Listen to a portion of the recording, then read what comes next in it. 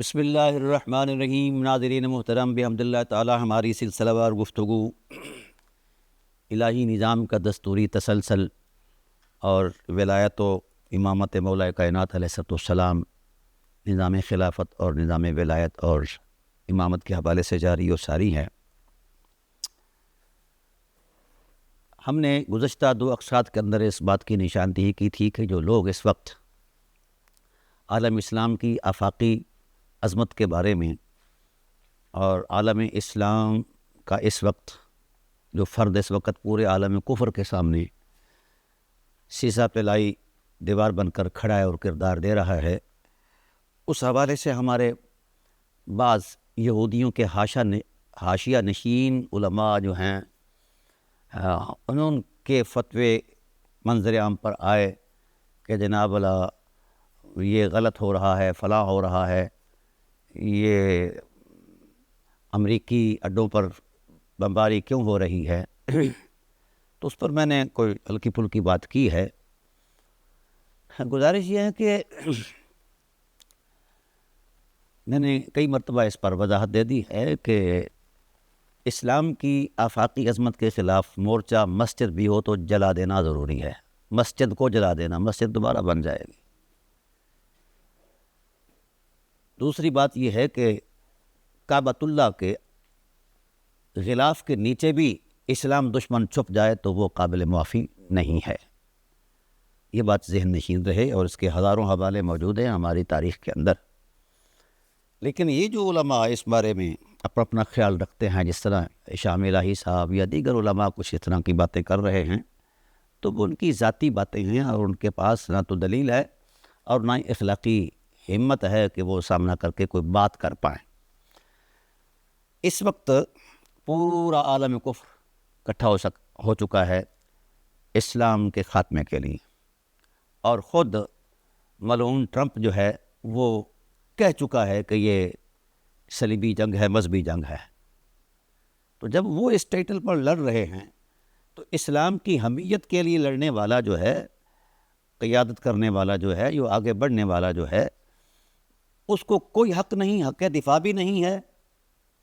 یہ کیسا دین ہے جو اپنا حق دفاع استعمال کرنے سے روک رہا ہے؟ یہ کیسی ملائزم کی تراشی ہوئی تعبیر شریعت ہے؟ یاد رہے، میں ایک تحقیق کے طالب علم کی حیثیت سے یہ بات کر رہا ہوں، اسلام کو اور اسلام کی آفاقی حرمت کو جتنا نقصان ملا اعظم نے دیا ہے، اتنا نقصان کسی اور نے نہیں دیا۔ ملا اعظم نے کیوں دیا؟ دو وجوہات ہیں۔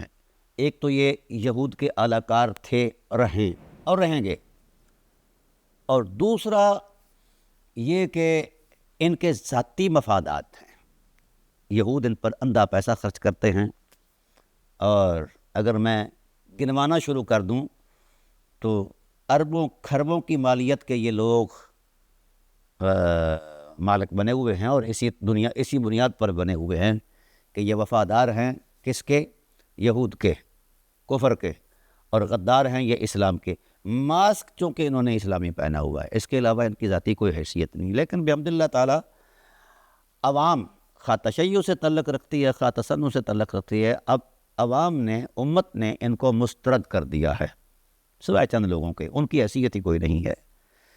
تاہم قرآن نے جب کہہ دیا ہے وَأَعِدُّوا لَهُم مَّا اسْتَطَعْتُم مِّن قُوَّةٍ وَمِن رِّبَاطِ الْخَيْلِ تُرْهِبُونَ بِهِ عَدُوَّ اللَّهِ وَعَدُوَّكُمْ، اللہ اس کے رسول کے دشمنوں کے مد مقابل طاقت جو ہے اس کو حاصل کرنا ہماری اخلاقی، دینی اور ایمانی ذمہ داری بھی ہے، ضرورت بھی ہے۔ یہ کیوں ہم سے یہود لڑتے ہیں یا کفار؟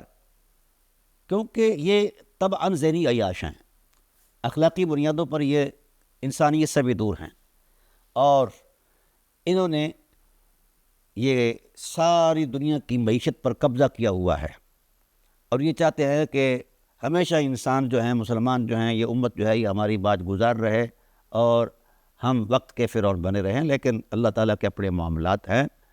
اگر فرعون موسیٰ کے لیے کوئی موسیٰ اٹھ سکتا ہے تو اس وقت کے فرعون ٹرمپ کے لیے اور نیتن یاہو کے لیے بھی کوئی نہ کوئی اٹھ سکتا ہے، اور جو اٹھا ہے وہ کھڑا ہے الحمدللہ تعالیٰ ثم الحمدللہ تعالیٰ۔ اور آپ لوگوں کو یہ بتایا نہیں جاتا کہ کتنے ناکوں چنے چبوائے ہیں. اس لیے میں چاہتا ہوں کہ ان ملاؤں کی جو ہے نا کائیں یہ پیاسے کوے ہیں، ان کی اور ذاتی کوئی حیثیت نہیں. تو ان کی باتوں پر دھیان کیے بغیر ہم ایک ہوں، امت ایک ہو، پاکستان قیادت کرے یا ایران آگے بڑھے. اور عربوں کے اندر جو ایک خباثت سرایت کی ہوئی تھی وہ یہودیوں کا ضمیر خمیر کا تھا، وہ دل ان کے ابھی بھی ان کے ساتھ دھڑکتے ہیں، لیکن ظاہری فیس جو ہے وہ مسلمان امہ کے پریشر اور دباؤ کا سامنا نہیں کر پا رہے. بہرحال اب وقت آ گیا ہے کہ امت مسلمہ اپنی عظمت رفتہ کو بحال کرنے کے لیے میدان میں آئے. ہوگا کچھ بھی نہیں، چھوٹا موٹا نقصان معاملات تو ہوتے رہتے ہیں، یہ تو ایک نظام ہے، لیکن اپنی حمیت، اپنی غیرت، اپنے ایمان کو ہم کیوں ضائع کریں؟ کل قیامت کے دن خدا کی بارگاہ میں جانا نہیں، کیا منہ لے کر جائیں کہ ہم یہودیوں کی حمایت میں بول رہے تھے اور مسلمانوں کی مخالفت میں بول رہے تھے. یہ فتویٰ باز ملا جو ہے یہ شروع سے ہی کمینہ پن ان کا مزاج ہے، ان کی بات پر کان دھرے بغیر آگے بڑھیں. دیکھیے اس وقت میرے ملک کے پاکستان کے اندر جو خلفشار ہے، مذہبی بنیادوں پر ہے، اس کا ذمہ دار بھی ملا ہے. کوئی یہودی ہمیں آ کر یہاں نہیں پڑھاتا. یہ ملا اپنے مدرسوں میں یہ تعلیم دیتے ہیں کہ آپ پاکستان کے اداروں کے خلاف کھڑے ہو جائیں، سرگرمیاں جو ہیں یہ کر دو وہ کر دو، یہ جہاد ہے، یہ افغان کا جہاد جو ہے یہ چلایا ہوا، یہ ملا ازم کی تراش خراش ہے نا جی. کون سا اس میں اسلامی جہاد ہے؟ ڈالر ہے، ڈالر کی پیچھے یہ ملا اپنا ایمان بیچ رہا ہے. اس لیے امت مسلمہ ملا سے جتنی دور رہے گی اتنی عافیت مآب رہے گی. یہ ایک تاریخ ہے. خلافت راشدہ کا نظم برقرار رہا اور لوگ پرامن پرسکون وعظمت باوقار رہے، اور یہودیوں نے پھر مل کر سازش کر کے جناب والا بنو امیہ کو اعلیٰ کار بنایا، اور وہ اعلیٰ کار بنے اور اسلام کا نظام جو ہے اس کو تہس نہس کر دیا. اور اس کے مد مقابل ملک عزوز کی بنیاد رکھی. یہ ملک عزوز جو ہے یہ فرعونی نظام ہے، کیونکہ کاٹ کھانے والی حکومت، کاٹ کھانے والا طرز حکمرانی جو ہے یہ فرعون کا ہے، کہ وہ اپنے مقابل آنے والے یا کسی چیز کو بھی وہ برداشت نہیں کرتا تھا. وہ قرآن پاک کے اندر سینکڑوں آیات ہیں فرعون کے رویوں کو بیان کر رہی ہیں. تو حیرت اس بات پر ہے کہ ملا اعظم اتنا شودہ ہے کہ اس کاٹ کھانے والی حکومت کو بھی خلافت راشدہ کے ساتھ نتھی کر رہا ہے. اور ابھی میں پڑھ رہا تھا یہ جو ملا اعظم ہے یہ یہود کے ریزہ خار جو ہیں، فضلہ خار جو ہیں، یہ انہوں نے اپنے آئمہ اپنے خلفاء کا ایک ٹائٹل بیان کر دیا ہے کہ یہاں تک یہ خلافت ہے، یہ خلافت ہے، اتنی خلفاء ہیں. وہ 12 والی نسل جو ہے وہ جناب والا انہوں نے اپنے خلیفے پورے 12 کر دیے ہیں. درمیان میں سے یزید کو سکپ کیا ہے، حالانکہ بہت سارے ملا نے یزید کو خلیفہ مانا ہے. تاہم عجب بات یہ ہے، ان ڈرامہ بازوں سے کوئی پوچھے کہ رسالت پناہ عالم صلی اللہ علیہ وسلم نے نبوی بصیرت سے جب فرما دیا تھا کہ یہ خلافت راشدہ جو ہے یہ 30 سال تک برقرار رہے گی، اور اس کے بعد وہ نظام آ جائے گا جو تہ و بالا کر دے گا کائنات کو، اور خون ریزی کا کاٹ کھانے والی حکومت وہ کا نظام آئے گا. اب رسول کہتے ہیں کہ وہ نظام یہ ہے، اس کی شناخت یہ ہے، اور یہ ملا کہتا ہے کہ یہ بھی خلافت راشدہ ہے. اس سے بڑا ڈرامہ کیا ہو سکتا ہے دین کے ساتھ؟ اب ہم رسول اللہ کی بات مانیں یا ملا کی بک بک مانیں؟ ٹھیک ہے، آگے آ گیا تشیع و تسنن کا ڈرامہ. یہ دونوں طبقات اپنے آپ کو معیار سمجھتے ہیں اور دونوں جھوٹے ہیں الا ماشاء اللہ. ان کی کوئی حقیقت نہیں. قرآن کریم نے جو ٹائٹل دیا ہے وہ کامن ٹائٹل دیا ہے، هو سماکم المسلمین، ملت ابیکم ابراہیم هو سماکم المسلمین. اور یاد رکھیے کفر جو ہے یہ بڑے چال چلتا ہے. آج سے کچھ عرصہ پہلے نیو ورلڈ آرڈر آیا کہ پوری کائنات پر یہودیت کا نظام، یہ نیو ورلڈ آرڈر ہے. اب یہ ایک شرط کی اسے ٹرمپ ملعون نے، وہ کہتا ہے کہ ابراہیم کارڈ جو ہے نا اس پر نظام چلے اور میری چتراہٹ برقرار رہے. او بھائی، تم اور تمہارا مائنڈ سیٹ کا تعلق ابراہیم علیہ السلام سے کیا ہے؟ تو یہ آج کی سازش نہیں، یہ پہلے بھی سازش انہوں نے رچائی تھی۔ میں نے اس کا حوالہ قرآن کریم سے پیش کیا تھا۔ مشرکین مکہ، یہود، نصارہ یہ مل کر دربار رسالت میں آئے، کہنے لگے کہ اے محمد آپ کس ملت کی ہمیں دعوت دیتے ہیں؟ تو جناب رسالت پناہ عالم صلی اللہ علیہ وسلم نے ارشاد فرمایا کہ میں ملت ابراہیم کی دعوت دیتا ہوں۔ تو کفار نے ناچنا شروع کر دیا کہ نو پرابلم، ملت ابراہیم کی اگر آپ دعوت دیتے ہیں تو ہم ابراہیمی ہیں، ہم ابراہیمی ہیں۔ بھی کیسے ابراہیمی ہو؟ یہ ابراہیم علیہ السلام کے گھر میں بت بنتے تھے، فیکٹری لگی ہوئی تھی، وہ بت فروش تھے، ان کا باپ بھی بت فروش تھا، فلاں فلاں فلاں۔ تو انہوں نے اپنا ٹائٹل یوں بیان کیا تعلق کی بنیاد پر حضرت ابراہیم علیہ السلام سے۔ پھر یہود کے ہاں تو ویسے ہی ابراہیم ایک خیالی شخصیت ہیں، انہوں نے بھی اپنا کوئی نہ کوئی منظرنامہ بیان کیا، نصارہ نے بیان کیا۔ تو رحمت عالم صلی اللہ علیہ وآلہ وسلم اس پر تھوڑے سے پریشان ہوئے، کبیدہ خاطر ہوئے، کہنے لگے کہ پروردگار عالم یہ کیا معاملہ ہے؟ یہ خود کو ابراہیمی کہتے ہیں، اور جو میں ملت لے کر آیا ہوں ملت ابراہیم ہے، اور مجھے آپ نے وہی فرمائی ہے کہ ملت ابراہیم پر چلو۔ تو اللہ تعالیٰ نے اس کے جواب میں ارشاد فرمایا کہ یہ خود کو ابراہیمی کہتے ہیں، تو ان سے پوچھئے کہ ابراہیم کی شخصیت اور اسوہ کیا ہے، اور ان کمینوں کے اندر اس اسوے کے تصورات، اعتقادات، معاملات، اخلاقیات کتنی ہیں ابراہیم علیہ السلام کی۔ اگر ان کے اندر وہ چیزیں نظر آتی ہیں، حضرت ابراہیم علیہ السلام کا اسوہ نظر آتا ہے تو یہ ابراہیمی ہیں، اور اگر ابراہیم علیہ السلام کا اسوہ نظر نہیں آتا تو یہ ابراہیمی کیسے ہیں؟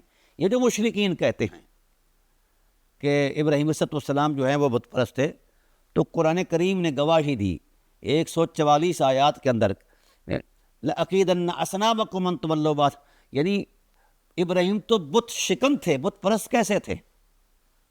تو اللہ تعالیٰ نے یہ ارشاد فرمایا إِنَّ أَوْلَى النَّاسِ بِإِبْرَاهِيمَ لَلَّذِينَ اتَّبَعُوهُ وَهَذَا النَّبِيُّ، ابراہیمی صرف وہی ہے جو ابراہیم علیہ السلام کی اتباع میں ہے، اور اس نبی آپ صلی اللہ علیہ وسلم کی ذات کی اتباع میں ہے، وہ ابراہیمی کنسیڈر ہے، اس کے علاوہ نہیں ہے۔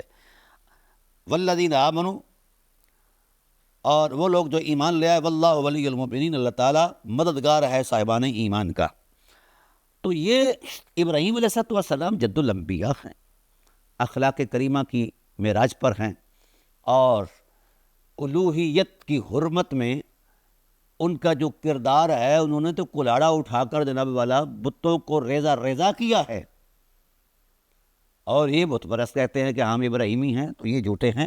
تو یہ اس نے ایک پتہ کھیلا ہے، ٹرمپ نے، اس کو پتہ ہے ان چیزوں کا، لیکن اس نے پتہ کھیلا کہ مسلمانوں کو دبوچا کیسے جا سکتا ہے، اور اس میں سے مفاد فرق مسلمانوں کو قریب کر کے جناب اللہ وہ چوگا ڈالا ہے، وہ ٹوڑا ڈالا ہے جناب اللہ، ان کو توئے توئے کر کے۔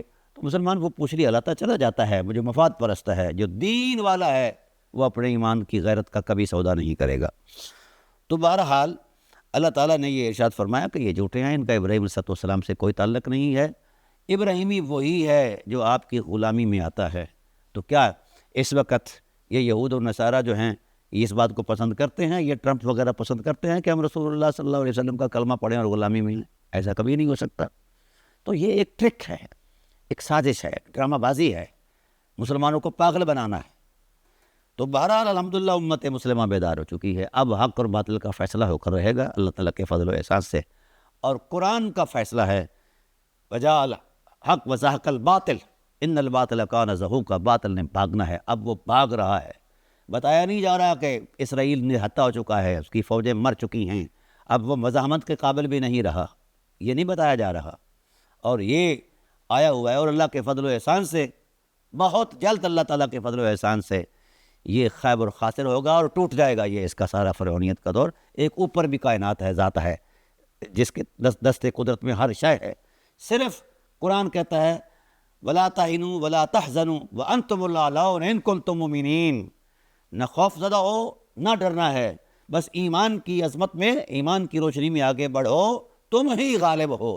غلبہ اللہ نے صاحب ایمان کے لیے طے کیا ہوا ہے، یہ جو مرضی بک بک کرتے رہیں، کوئی نہ کوئی اللہ تعالیٰ کی جناب سے تمام رحمت ہو جاتا ہے جس وقت امت مسلمہ شعور میں آتی ہے۔ تو بحمداللہ تعالیٰ اب تو مطلب ترکیہ کے صدر نے بھی کہہ دیا ہے کہ شیعہ سنی کا ڈرامہ ختم، ہم سب مسلمان ہیں، سب مسلمان ہیں اور اللہ کے فضل سے سب مسلمان ہیں۔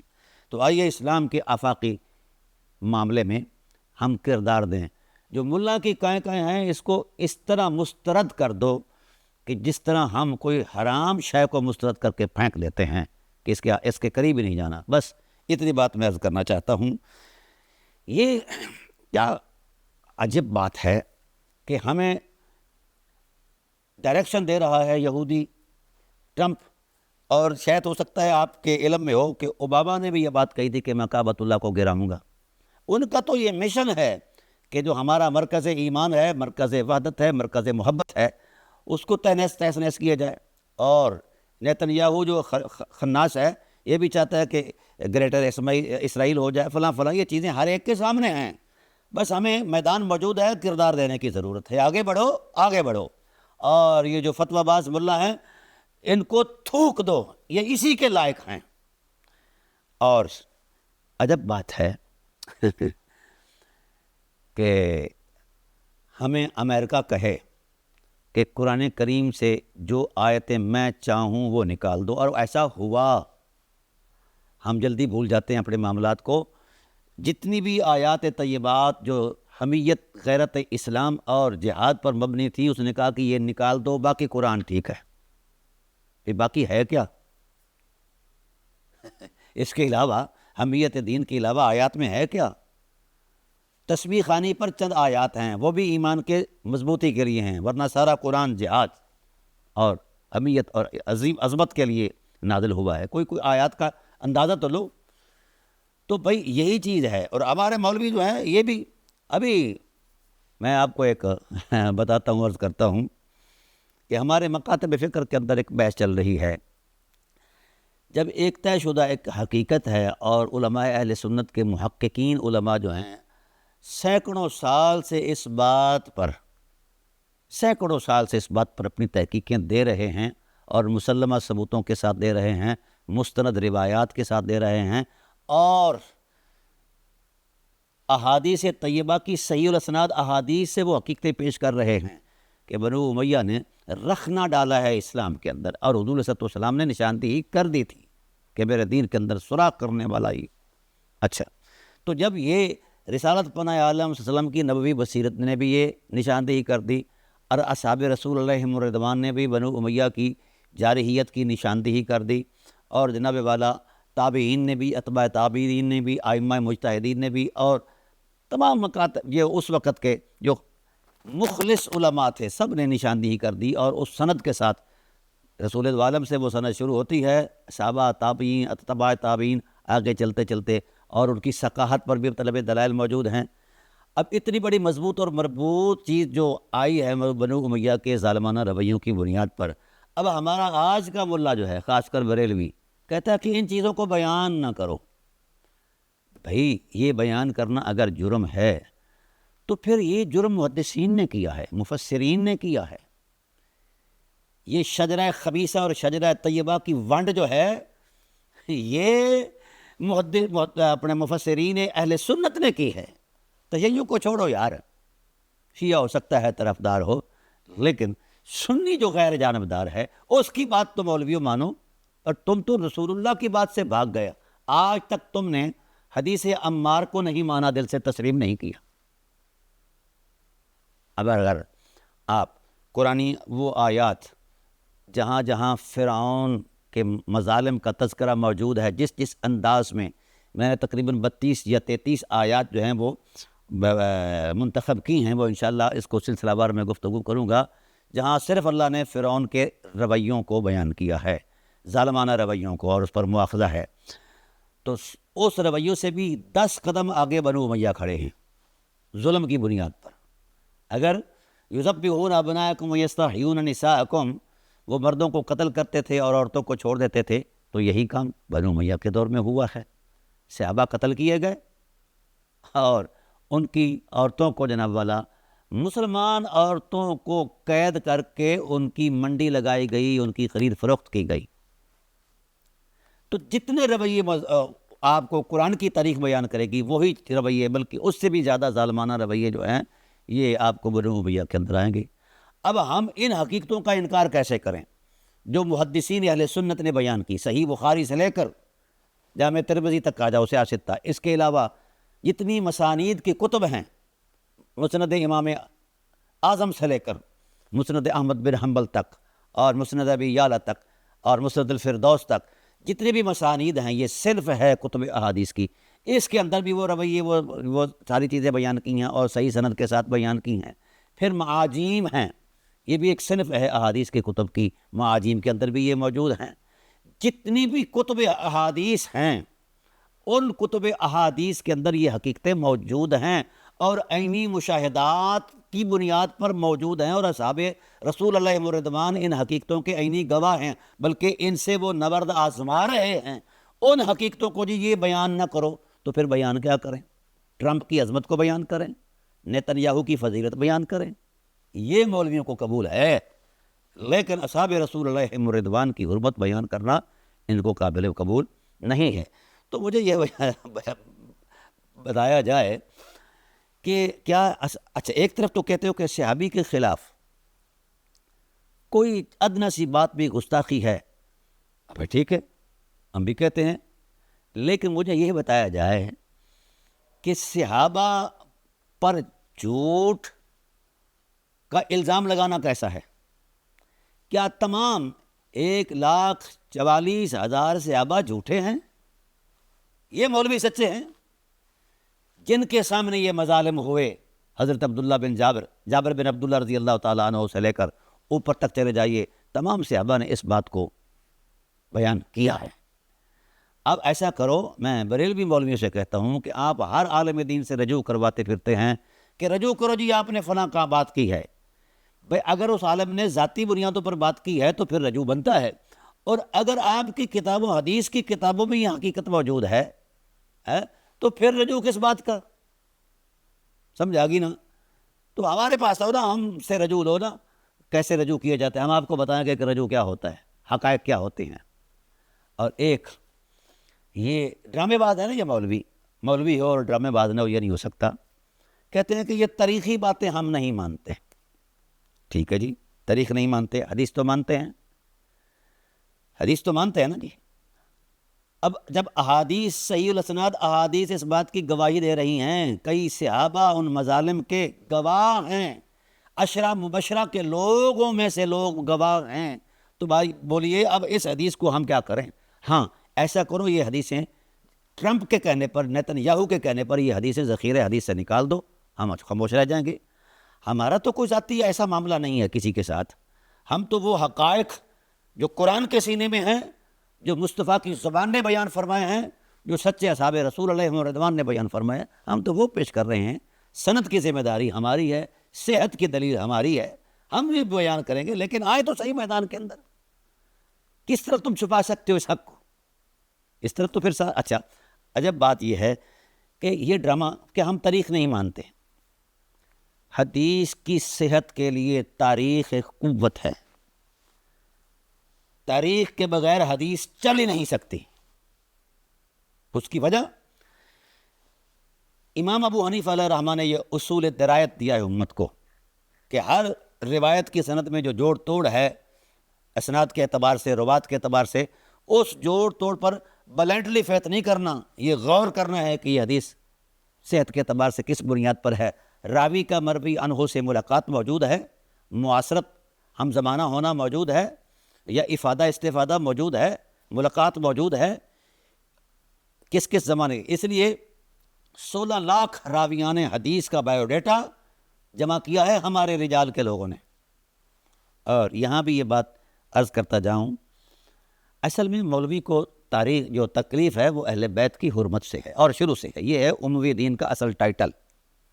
اموی دین کا اصل ٹائٹل یہی ہے کہ اہل بیت کی نہ حرمت قبول ہے، نہ احترام قبول ہے، نہ وجاہت قبول ہے، نہ عصمت قبول ہے، نہ عفت قبول ہے، نہ عظمت قبول ہے. تو ٹھیک ہے، نہیں قبول تو نہ صحیح، کوئی بات نہیں. بنو امیہ کا بھی تو یہی معاملہ تھا. اس لیے تو میں کہتا ہوں کہ 2 دین ہیں، ایک نبوی دین ہے جس کا حکم ہے کہ اہل بیت پر درود پڑھنا واجب ایمانی ہے، اور ایک اموی دین ہے جس کا منشائے فطرت یہ ہے کہ اہل بیت کی توہین کرنا واجب ہے. یہ ہے تمہارا وہ مسخ شدہ چہرہ مولویوں، کیا کہیں آپ کو. جن نفوس پر درود پڑھنا واجب ہے، رسول کی ذات پر واجب ہے، اور یہ قرآن گواہ ہے اس پر، انہیں کو گالی دی جاتی ہے ممبروں پر. پھر کہا جاتا ہے کہ نہیں یہ مشاجرات صحابہ ہیں، ان کو بیان نہ کرو. اوے جاہلو اور ذہنی عیاشو، حقائق کو چھپانا مشاجرات ہیں؟ حق ہے، رسول حق نے ہر حق کو بیان کیا ہے، اور رسول حق کے ماننے والے اصحاب رسول نے ہر حق کو کھول کر بیان کیا ہے. ہم صحابہ پر اعتماد کر رہے ہیں، مولوی پر تو نہیں کر رہے. تو صحابہ جھوٹے ہیں، اور تمہاری بک بک جو تم نے گھر بیٹھ کر شریعت بنائی ہے اس کو مان لیا جائے؟ یہ کیسے ہو سکتا ہے؟ ہم آپ کو خوف خدا یاد دلاتے رہیں گے، اور آپ کی بددیانتیاں جو ہیں وہ ننگی کرتے رہیں گے. حیرت اس بات پر ہے کہ اگر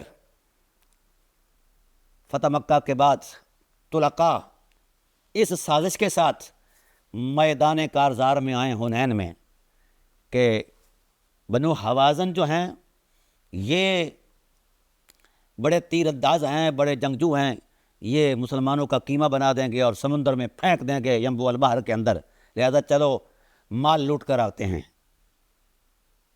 یہ اہل سنت کے محقق علماء کی تصدیقات موجود ہیں، اور 14 صدیاں کا سارا مطالعہ موجود ہے. ہمارے پاس کو بیٹھے تو صحیح، انشاءاللہ ہم دن کو تارے دکھائیں گے اللہ کے فضل و احسان سے. اور پھر وہ آتے ہیں. اچھا پھر اگر جنگ کا معاملہ دوسرا ہو گیا، کفار مارے گئے تو غنیمت پائیں گے، اور ایسا ہوا. اور پھر جنگ میں آ کر جو کردار دیا ہے بنو امیہ نے، ابو سفیان، معاویہ بن ابی سفیان، اور یزید بن ابی سفیان، صفوان بن امیہ، اور اکا دکا لوگ، اور یہ ریت کے ٹیلے کے پیچھے چھپ کر تماشا دیکھتے رہے ہیں کہ رسول کو کیسے زخمی کیا جا رہا ہے، اصحاب رسول پر کیسے یلغار کی جا رہی ہے. اور پھر ان لوگوں نے یہ بھی سوچا تھا کہ ہم بگدڑ مچائیں گے، بھاگیں گے تو صحابہ بھی بھاگ جائیں گے، رسول ہاتھے چڑھے گے، مار دیے جائیں گے. یہ ہے کلمہ پڑھنے کے بعد کی نیکیاں تمہارے ننہال کی. ہو بریلویو، بتاؤ نا اس کو، جھٹلاؤ اس بات کو صحیح الاسناد احادیث سے. چلیں اگر آپ کا اعتماد احادیث پر ہے تو ہم احادیث پہ شرط پیش کرنے کے پابند ہیں، تاریخ کو چھوڑو. لیکن تم کسی بھی صورت میں حق پر نہیں آ سکتے، نہ تمہارے اندر وہ صلاحیت ہے. ایسے لوگوں کو زخمی کہتے رہو کہ رجوع کرو جی، فلاں رجوع کرو. کیوں بھائی؟ رجوع کروانا ہے تو رسول اللہ سے کرواؤ، جنہوں نے اس سارے طبقے کو ننگا کر کے رکھ دیا ہے. رجوع کروانا ہے تو حضرت عمر فاروق سے رجوع کرواؤ، رجوع کروانا ہے تو مولا کائنات سے رجوع کرواؤ، جنہوں نے امیوں کے ساری حقیقتوں کو ننگا کر کے رکھ دیا ہے. رجوع ان سے کرواؤ، ان اصحاب سے رجوع کرواؤ، ان جو ناقل ہیں احادیث کے تابعین سے کرواؤ، اتباع تابعین سے کرواؤ، اور محدثین سے رجوع کرواؤ. آسان طریقہ میں نے مولویوں آپ کو بتایا ہے کہ قرآن سے اتنی آیات نکال دو جو اہل بیت کی حمایت میں ہیں، اور احادیث کے ذخیرے سے وہ روایات نکال دو، صاف ہو جائے گا معاملہ، پھر آپ کی حکومت ہے. یہ عجب بات ہے. کبھی آپ نے یہ مشورہ مشاجرات صحابہ کے بارے میں بنو امیہ کو بھی دیا ہے؟ کبھی مشورہ دیا ہو؟ مروان بن الحکم ملعون زبان نبوت کو بھی کبھی مشورہ دیا ہے کہ تو زہرا پاک پر حملہ نہ کر؟ نہیں دیا، اور نہ دو گے تم. میں نے ایک کراچی کا ایک اموی شاہ ہے، اس سے ہزاروں مرتبہ میں نے مطالبہ کیا ہے کہ جس طرح اصحاب رسول کی توہین کفر ہے، اسی طرح اہل بیت علیہ السلام کی توہین بھی 3 مرتبہ کفر ہے. تو آپ اس بات کا اعلان کریں کہ جو توہین کرتا ہے وہ کافر ہے، خواہ وہ اصحاب کی کرے یا خواہ وہ مطلب اپنے اہل بیت کی کرے. لیکن اس نے آج تک، اور میں پورے یقین اور وثوق سے کہتا ہوں کہ ملت بریلویہ کا کوئی ملا اٹھ کر کبھی یہ بات قیامت تک نہیں کرے گا کہ اہل بیت رسول کی توہین کرنے والا بھی کافر ہے، نہیں کہے گا. اور الحمدللہ فقیر نے مستقل کتاب لکھی ہے، من سب علی فہو کافر. جواب دو اس کا. ہر ایک کے لیے رجوع تمہارے پابند ہے بھائی. تم اور تمہاری حیثیت کیا ہے؟ نظر آ گیا ہے. اور میں ان مشائخ سے بھی کہتا ہوں جو مولویوں سے خوف زدہ ہیں، یہ چھوڑ دو سجادہ نشینی، یہ ڈرامے بازی چھوڑ دو، لوگوں کا لوٹنا چھوڑ دو. اگر تم علی سے وفا نہیں کر سکتے، اہل بیت سے وفا نہیں کر سکتے، اور اقدار اہل بیت سے وفا نہیں کر سکتے، تمہیں حق ہی نہیں ہے سجادہ نشینی کا، تم قبر فروش ہو، اس کے علاوہ تمہاری کوئی حیثیت نہیں ہے۔ کیا کردار ہے تمہارا؟ تم اکٹھے ہو جاتے ہو جی رجوع کرو جی، کس پر رجوع کریں؟ رسول اللہ صلی اللہ علیہ وآلہ وسلم کی متواتر عظمت جو ہے، رسول اللہ صلی اللہ علیہ وسلم کی متواتر احادیث کو بیان کرنے پر رجوع کریں۔ جلا دو ان حدیثوں کو، ان کتابوں کو، سیاستہ کو جلا دو، معاجم کو جلا دو، مسانید کو جلا دو، جتنی بھی اصناف کتب ہیں یہ جلا دو، تاریخ جلا دو، سیرت کی کتابیں جلا دو، پھر بنوا لو جو چاہتے ہو۔ جو دینی حقائق ہیں ان کا بیان کرنا واجب ایمانی ہے، خواہ کسی کی مخالف ہو یا موافق ہو، دین دین ہے۔ قرآن کہتا ہے هو الذی ارسل رسولہ بالہدی ودین الحق لیظہرہ علی الدین کلہ ولو کرہ المشرکون ولو کرہ الکافرون۔ اللہ وہ ہے جس نے دین کو حق کے ساتھ، جس نے رسول کو حق کے ساتھ دین دے کر بھیجا ہے، دین حق دے کر بھیجا ہے، اس نے غالب آنا ہے، خواہ کافروں اور مشرکوں کو برائی لگے۔ تو دین کی اصل روح کہاں ہے اس کو تلاش کرو۔ مولویو تمہارے فتووں میں کوئی دین شین کوئی نہیں، تم بھی جھوٹے ہو، تمہارے فتوے بھی جھوٹے ہیں۔ لاؤ اپنے فتووں کو قرآن کے مزاج پر پیش کرو، مزاج رسالت پر پیش کرو۔ جس کو مشیت الہی مزاج رسول قبول کرے وہ حق ہے، اور جس کو وہ قبول نہیں کرتا چھوڑ دو اس کو۔ یہ تم کبھی جرت نہیں کرو گے، اس لیے تمہارے من پلیت ہیں، ذہنی عیاش ہیں، لوگوں کو جناب والا تنگ کرتے پھرتے ہو کہ فلاں بات سے رجوع کرو، فلاں عالم سے کے پیچھے پڑ گئے فلاں سے رجوع کرو۔ بھئی یہ جو باتیں قرآن کریم کے اندر ہیں ان سے رجوع کروائی جاتی ہیں، جو رسول اللہ صلی اللہ علیہ وسلم نے بیان فرمایا اس سے رجوع ہو جائے۔ یہ ایک بہانہ ہے مولویوں کا، یہ ایک بہانہ ہے اور ذہنی عیاشی ہے، اس کے علاوہ اس کی کوئی حقیقت نہیں ہے۔ جس نے دیکھیے حضرت ابوبکر صدیق رضی اللہ تعالیٰ عنہ نے ایثار کیا، قرآن نے گواہی دی، سبحان اللہ، ان کو بیان کرنا واجب ایمانی ہے۔ جو نہیں کرے گا، اس حرمت کو بیان کرے گا، وہ دین سے خارج ہے۔ ہم اس ذوق کے بندے ہیں۔ حضرت بلال نے جو ایثار کیا ہے، حضرت ابو ذر غفاری نے جو ایثار کیا ہے، حضرت ابوبکر عمر فاروق نے، حضرت عثمان، جتنے بھی اصحاب رسول علیہ رضوان نے رسول اللہ صلی اللہ علیہ وسلم کی غلامی میں آ کر ایک کردار دیا ہے۔ اور پھر یاد رکھو اہل بیت کا چونکہ تشخص الگ ہے، تقدس الگ ہے، تکریم الگ ہے، اور منفرد ہے اور منصوص ہے، اس کو بیان کرنے سے بھی تمہیں تکلیف ہوتی ہے مولویوں۔ یہ ہے تمہارے مزاج کی غلاظت اور خباثت اور نجاست۔ جب بھی کوئی اہل بیت کا محبت کے ساتھ نام لیتا ہے اس پر شیعہ ہونے کا الزام ہے، اس پر رافضی ہونے کا الزام ہے۔ یہ ہے تمہاری سوچ کی وہ غلاظت جس نے تمہیں اب اس منظرنامے سے بھی ہٹا دیا ہے۔ نفرت کرنے لگ گئے ہیں تم سے لوگ، تمہارے رویوں سے نفرت کرنے لگ گئے ہیں۔ اس لیے یہ کوئی بہانہ نہیں ہے۔ اور میں اپنی ایک بات سناتا ہوں، وہ کتاب میں لکھ رہا تھا عرفان ابی طالب علیہ السلام، تو بنگلہ دیش سے کچھ علماء آئے ہوئے تھے ویسے کسی اپنے انداز میں، تو وہ مجھے ملنے آ گئے، تو بڑے خوبصورت ان کے پجامے شجامے، بڑے ٹوپیاں شوپیاں، تو ان کو پتہ چلا کہ میں لکھ رہا ہوں، وہ میرے پاس آ گئے تو کہنے لگے ڈاکٹر صاحب ہم آپ کے پاس ایک امید لے کر آئے ہیں۔ میں نے کہا جی بتائیے۔ یہ جو آپ لکھ رہے ہیں عرفان ابی طالب علیہ السلام، تو اس پر تو خاموشی کا حکم ہے، سکوت کا حکم ہے۔ میں نے کہا جی یہ مشورہ آپ کو چاہیے تھا کہ آپ اعلیٰ حضرت علیہ رحمہ کو دیتے کہ وہ سکوت فرما جاتے۔ انہوں نے تو جوڑ کر ان کے کفر پر باضابطہ بڑی ساری کتاب لکھ دی، شرح المطالب فی مباحث ایمان ابی طالب، انہوں نے تو کتاب لکھ دی ہے۔ آپ نے ان کو مشورہ کیوں نہیں دیا؟ اب جب گرفت میں آئے ہو تم سب لوگ اور ننگا کر دیا ہے تمہارا اموی دین فقیر نے، تو پھر کہتے ہو کہ یہاں خاموشی کا حکم ہے۔ مجھے وہ دلیل دے دو جہاں خاموش رہنا ہے۔ مجھے اگر حکم شرعی ہے، آپ کا فتویٰ ہے کہ میں خاموش رہوں، تو دلیل شرعی میرے سامنے لے آؤ، میں خاموش ہو جاتا ہوں۔ بھائی جو کچھ دیکھیے اہل سنت کے جتنے بھی اکابر علماء ہیں، وہ خواہ تاریخ دان ہیں، خواہ کلامی ہیں، خواہ جناب والا مورخین ہیں، خواہ مفسرین ہیں، خواہ محدثین ہیں، جس بھی طبقہ علم سے متعلق رکھتے ہیں، انہوں نے اپنی دانشداری کے ساتھ سب کچھ بیان کیا ہے۔ تو بھئی اگر سنی ہونے کی نسبت سے اگر آپ بات کرتے ہیں تو پھر وہ ذخیرہ یا تو جلا دو یا پھر ان لوگوں کو رجوع کا حکم دو جو لکھ کر گئے ہیں پوری سندوں کے ساتھ، پورے اہتمام کے ساتھ، پھر رجوع کر لیں گے، ہم بھی رجوع کریں گے انشاءاللہ العزیز۔ اس پر کوئی نہ کوئی دلیل تو دو۔ یہ روب ڈالتے ہو، تمہارے روب کی حیثیت کیا ہے؟ صرف تم 2 ٹکے کے مولوی ہو، اس کے علاوہ کوئی حیثیت نہیں ہے۔ اس لیے امت کے ساتھ کھلواڑ نہ کرو، یہ وقت نہیں ہے فتووں کا۔ ہاں جب کوئی مسکین مولوی ملتا ہے اور اگر اہل بیت کی بات کرتا ہے یا مطلب اہل بیت کے دشمنوں کی نشاندہی کرتا ہے تو تم فوراً کو پیچھے چڑھ جاتے ہو، رجوع کرو جی، آؤ۔ فقیر دعوت دیتا ہے آپ کو اور بڑے اخلاص کے ساتھ دعوت دیتا ہے، مجھے قائل کرو جو بنو امیہ نے مظالم ڈھائے ہیں ان مظالم کے جواز کا فتویٰ تم دے دو، میں رجوع کر لوں گا۔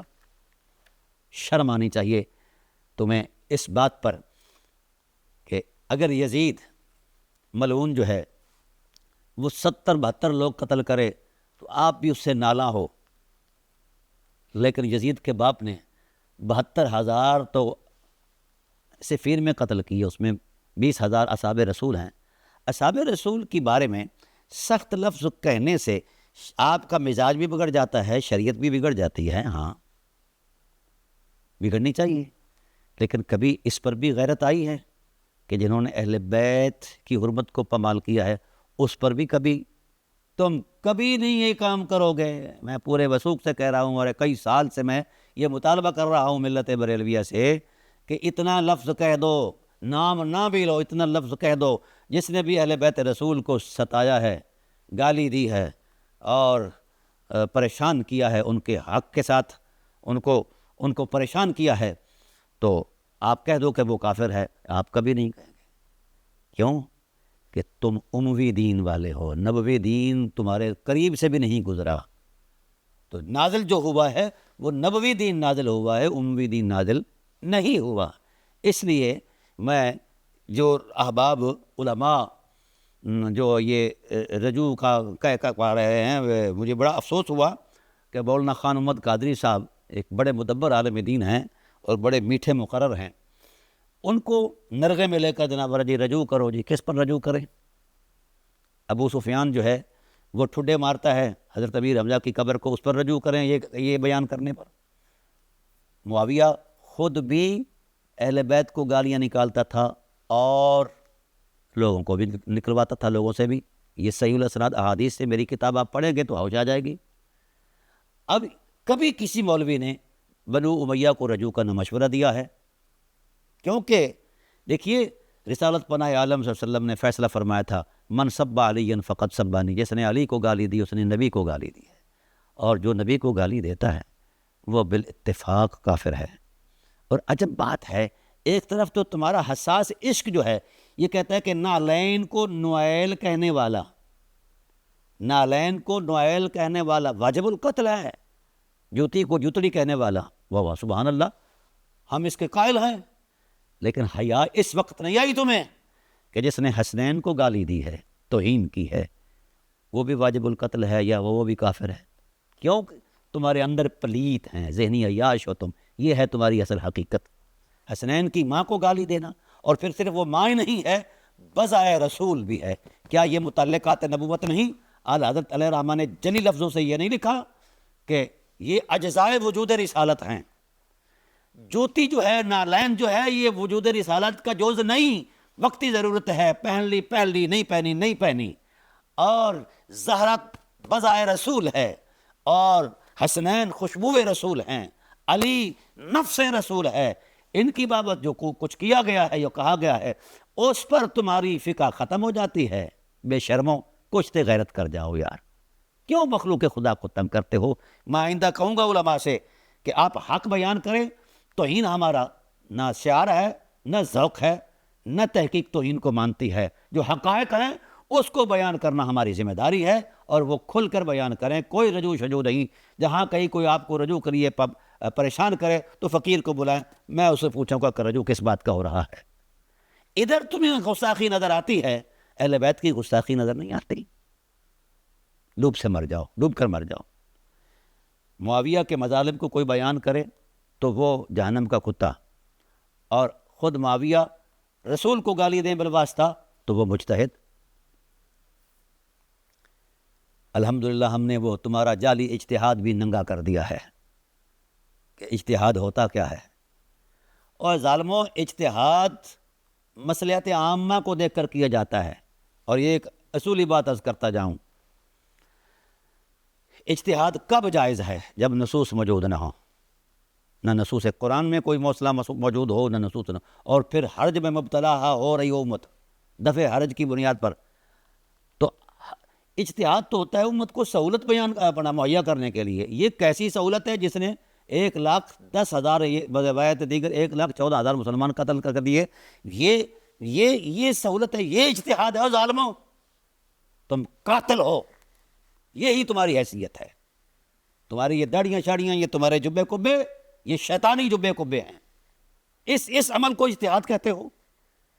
صحابی پر سخت بولنا لفظ یہ تو کفر ہے، اور صحابی کو قتل کرنا، نہ صحابی کی بیٹیوں سے زنا کرنا، صحابہ کرام علیہ الرضوان یعنی ان کے گھروں کو لتاڑ دینا، مکہ کی توہین کرنا، کعبۃ اللہ کی توہین کرنا، اس پر پتھر مارنا، اس کو جلا دینا، اس کا غلاف جلا دینا، مدینہ طیبہ کو تخت و تاراج کر دینا، مسجد نبوی شریف کی توہین کرنا، اور مخدرات اصحاب رسول جو ہیں ان کی عصمت دری کر کے پھر قرآن کے لفظ، قرآن کے ورق اور غلافت و غلاظت کو دور کرنا، یہ اجتہاد ہے. بے شرمو، تمہیں غیرت نہیں آتی؟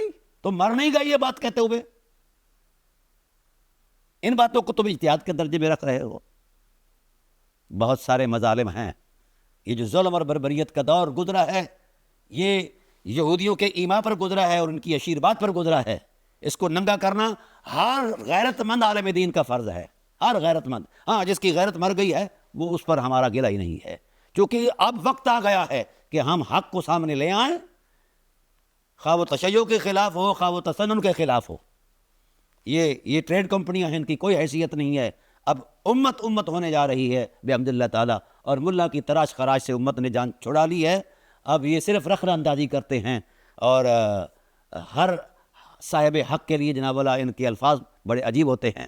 بہرحال میں عرض یہ کر رہا ہوں، قرآن اللہ کا حسن ہے اور یہ رعایت نہیں کرتا، یہ حق ہے. رسول اللہ رسول حق ہیں، جو انہوں نے بیان کیا اس کو بیان کرنا واجب ایمانی ہے. اصحاب رسول اللہ رضوان پر اعتماد کرنا، رسول اللہ صلی اللہ علیہ وسلم کی سیرت طیبہ سے جو انہوں نے اخذ کیا اور آگے پہنچایا، جو انہوں نے حالات دیکھے جس سے وابستہ رہے، وہ حق ہے. مجھے بتایا جائے، یہ جو صرف اس بات پر ایک صحابی کو قتل کیا جاتا ہے کہ وہ علی پر لعنت نہیں کرتا، بولو، یہ کئی اسناد کے ساتھ ہم نے اس روایت کو صحت کے ساتھ بیان کیا ہے. یہ تو حدیث ہے، یہ تو مانو. نہیں مانو گے اس لیے کہ من پلیت ہیں. اس لیے میں علماء حق سے کہتا ہوں، بالخصوص خان محمد قادری صاحب کو تو میں نے سنا نہیں ہے، یا اور کچھ لوگ جو ہیں جن کو یہ پریشان کر رہے ہیں، جب آپ پر کوئی دباؤ ڈالے تو فقیر کا نام لے دینا، انشاءاللہ یہ شیطان ایسے بھاگ جائیں گے کہ جس طرح ابلیس بھاگا کرتے ہیں. اللہ تعالیٰ میری اور آپ کی حاضری کو شرفی قبولی سے سرفراز فرمائے. امت ایک ہو رہی ہے. یہ جو جبے کبے والے ہیں نا، ان کا امت کے ساتھ تعلق ہی کوئی نہیں. یہ لٹیرے ہیں، اس کے علاوہ ان کی کوئی ذاتی حیثیت نہیں، کوئی کردار ہی نہیں ہے. اس وقت کردار دینے کا وقت ہے. پاکستان کے خمیر سے وفا کرو. یہ ہے انسانیت، اسلام، اور عالمی اسلام کی ساری حقیقتوں کے ساتھ، عقائدوں کے ساتھ آپ کھڑے ہو جاؤ. جو نہیں کھڑا ہوگا تو وہ لباس مسلم میں یہودی ہے، اس سے اس طرح نفرت کرو جس طرح ہم یہودی سے کرتے ہیں. اللہ تعالیٰ میری آپ کی حاضر کو شرف قبولی سے سرفراز فرمائے. وما علینا الا البلاغ المبین. بقیہ انشاءاللہ اگلی نشست کے اندر ہم گفتگو کریں.